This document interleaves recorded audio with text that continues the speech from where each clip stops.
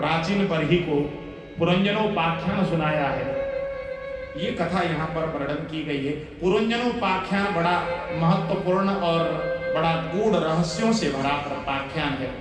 मैंने इससे पहले दिल्ली में जो कथा की थी अभी, उसमें पुरंजनोपाख्यान को विस्तार से श्रवण किया था। वृंदावन तो भैया ये ठाकुर जी की लीला भूमि है, यहाँ पर ज्ञान की बहुत ज्यादा, ज्ञान वृंदावन में चलता नहीं है, ये तो भक्ति की भूमि है।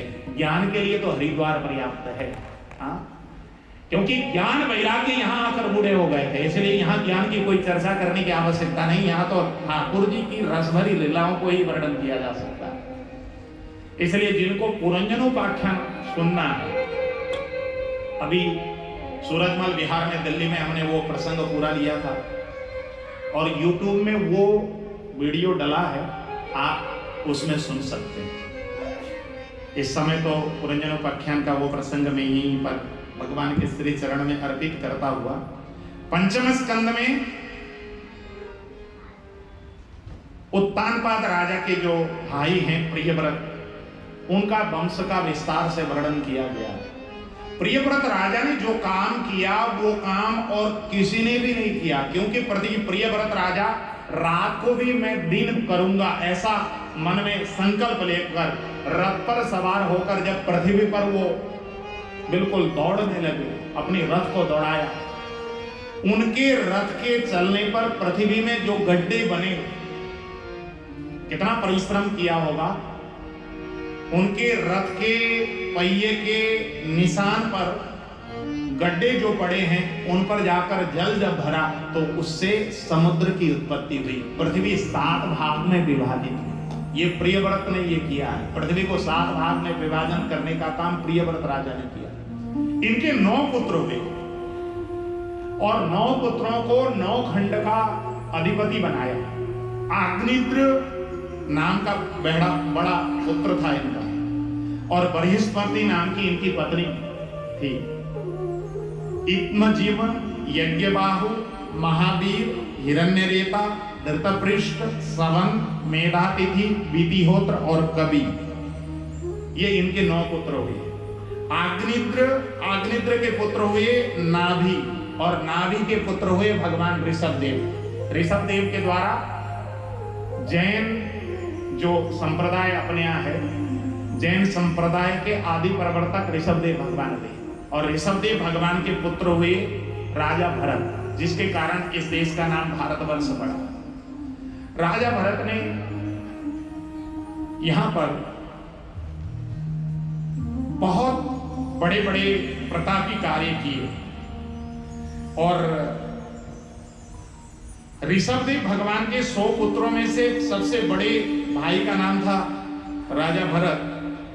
9 पुत्र सिद्ध हो गए, 9 पुत्र कुशावर्त आदि के अधिपति हुए, और 81 पुत्र याज्ञिक हुए, और 1 पुत्र राजा भरत हुए। राजा भरत यहाँ का इस भारतवर्ष के चक्रवर्ती सम्राट हुए। उन्होंने प्रजा का पुत्रवत पालन किया, और बुढ़ापे में अपने पुत्र को अपनी राजगद्दी सौंपकर वो तपस्या करने के लिए गंडकी के किनारे पुलहाश्रम पहुंचे।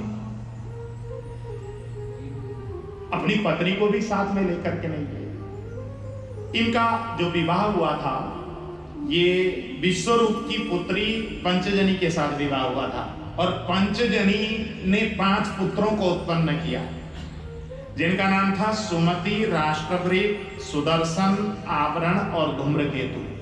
पुत्रों को राजगद्दी सौंपी राजा भरत ने, और ये तपस्या करने पहुंच गए पुलहाश्रम, गंडकी के किनारे, और तपस्या में रत हो गए। हर समय प्रभु का सुमिरण करते हैं, शालिग्राम भगवान की सेवा करते हैं, रोज जाकर गंडकी में स्नान करते हैं।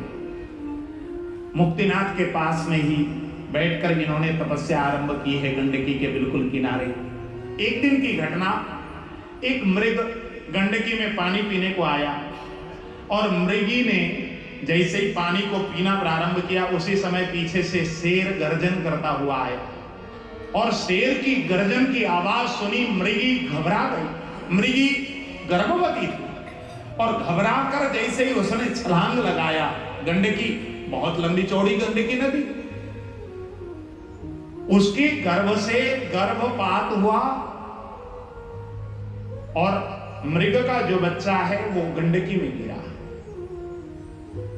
और वो नदी में बहने लगा। राजा भरत ने जैसे ही इस दृश्य को देखा, दौड़ करके गए, गंडकी में छलांग लगाई और मृगी का जो छोटा सा बच्चा है जो उसके गर्भ से पैदा हो गया था और नदी में बह रहा था, उसको अपने गोद में उठाकर लेकर आए, अपनी कुटिया में ले जाकर उसका लालन पालन करने लगे। जैसे पुत्र की पालन की जाती है उसी प्रकार जब लालन पालन कर रहे हैं राजा भरत, अब तो हर समय उसी की सेवा में लगकर आए थे हरिभजन को, लेकिन इस मृगी के बच्चे की सेवा में लग गए।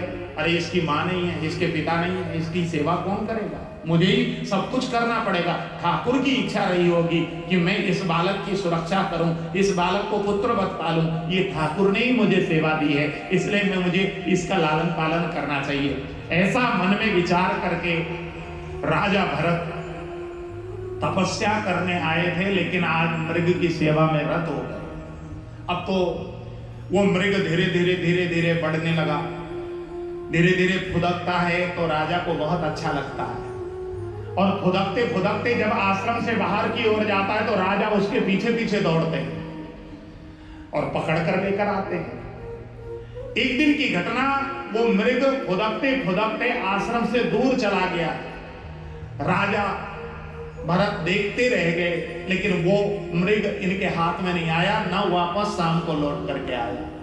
अब तो राजा भरत उसी मृग के चिंतन में बड़े दुखी हुए। रात भर इनको नींद नहीं आई, प्रातः काल भी मेरा मृग कहां चला गया, ऐसा करके वन वन में ढूंढने निकले, लेकिन कहीं भी मृग नहीं मिला। और मृग की चिंतन करते करते उसी समय इनका मृत्यु का समय आ गया। और मृत्यु के समय जब मृग का चिंतन किया, जब इनका प्राण छूटा है मेरे भाई बहन, तो इनको अगला जो जन्म मिला वो मृग के ही रूप में जन्म मिला।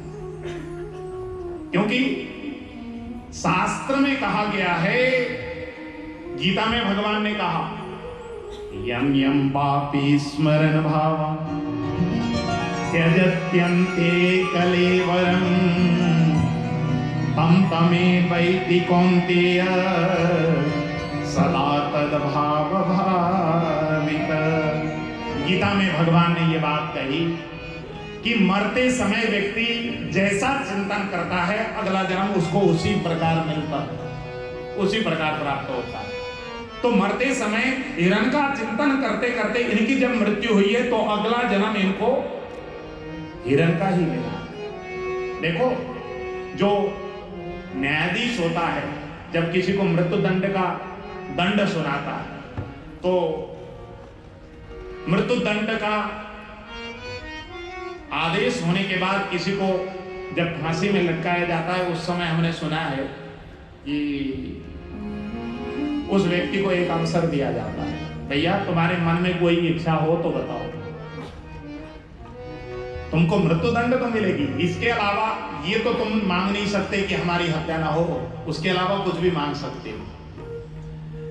तो उसको एक अवसर दिया जाता, कुछ भी खाना पीना हो,